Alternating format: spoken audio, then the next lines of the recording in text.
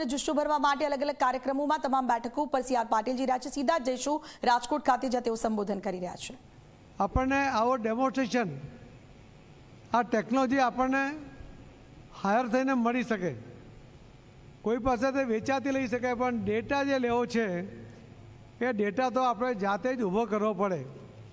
અને એટલા જ માટે આદરણીય પ્રધાનમંત્રી મોદી સાહેબ કહેતા હોય છે કે ધારાસભ્ય હોય, સાંસદ હોય, કોર્પોરેટર હોય, એનું પોતાની સાઇઝ પ્રમાણે નાનું મોટું કાર્યાલય હોવું જોઈએ।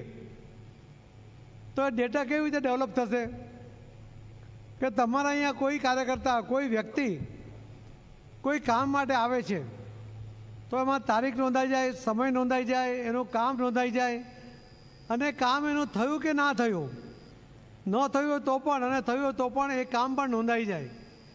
એટલે તમારી પાસે કાર્યકર્તાનો ડેટા આવે છે, એમાં તમે કાર્યકર્તા અથવા વ્યક્તિ તમારી પાસે આવે છે ત્યારે તમે એને ઉંમર પૂછી લો છો, એની મેરેજ એનિવર્સરી પૂછી લો છો, એના મોબાઈલ નંબર લઈ લો છો, એનો વોટ્સઅપનો અલગ નંબર હોય તો એ તમે લઈ લો છો। તો એનો મતલબ છે કે ડેટા એ તમારી પાસે આવે છે। આપણી પાસે 1,13,00,000થી વધુ પ્રાથમિક સદસ્યો છે, ને છતાં આપણે પેજ કમિટીના સભ્યો બનાવ્યા। અહીંયા પેજ કમિટીના સભ્યો કેટલા છે? જરા હાથ ઊંચો કરજો। આમાંનો કોઈ નથી? પેજ કમિટીના સભ્યો હોય તો હાથ ઊંચો કરો।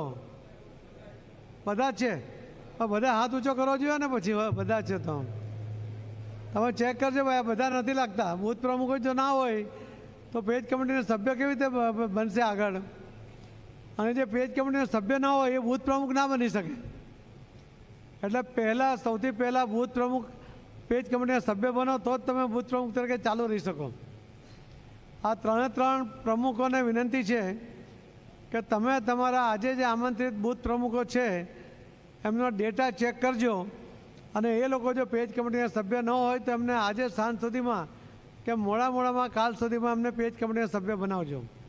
તો 1,13,00,000 બૂથ પ્રાથમિક સદસ્ય હોવા છતાં આપણે 74 લાખ જેટલા પેજ કમિટીના સભ્યો બનાવ્યા। આ બંનેનો તફાવત શું છે?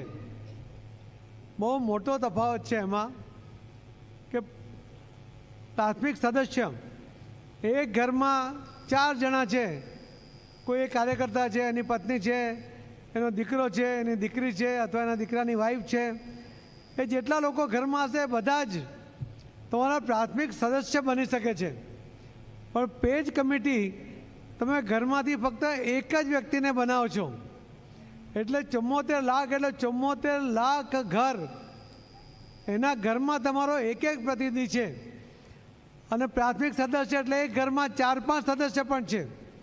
અને એટલા જ માટે પેજ કમિટીનું મહત્ત્વ એટલા માટે છે કે હું મારા ઘરમાં પેજ કમિટીનો સભ્ય હોય તો મારા ઘરના બાકીના જે સદસ્યો છે એનું મતદાન કરવાની જવાબદારી એ પહેલી મારી આવે છે।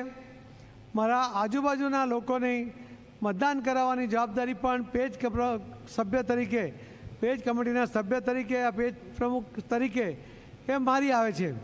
અને એટલા જ માટે પેજ કમિટીના સભ્યોનું અત્યંત મોટું મહત્ત્વ છે। અમે હમણાં મુખ્યમંત્રીશ્રી સાથે દિલ્હી ગયા હતા, રત્નાકરજી સાથે હતા।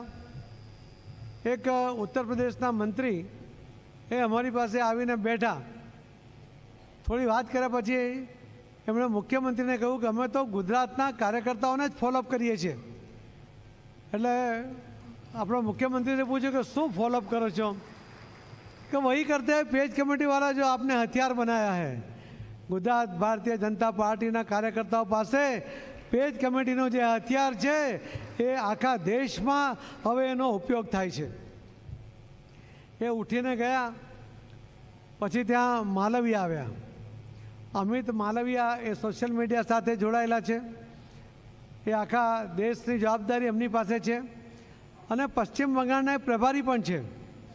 એટલે એમણે અમારી પાસે આવીને બેઠા, અલગ મલકની વાતો કર્યા પછી એમણે કહ્યું, મને એમણે કહ્યું કે મુખ્યમંત્રીએ એમ કહ્યું કે અમે સી.આર. પાટીલના આભારી છીએ કે એમણે અમને જે પશ્ચિમ બંગાળમાં ડુપ્લિકેટ મતદારો છે એના 34 લાખ લોકોના કયા પેજ પર, કયા બૂથમાં, કયા વિધાનસભામાં એના નામ નંબર સાથે અમને ડિટેલ આપી.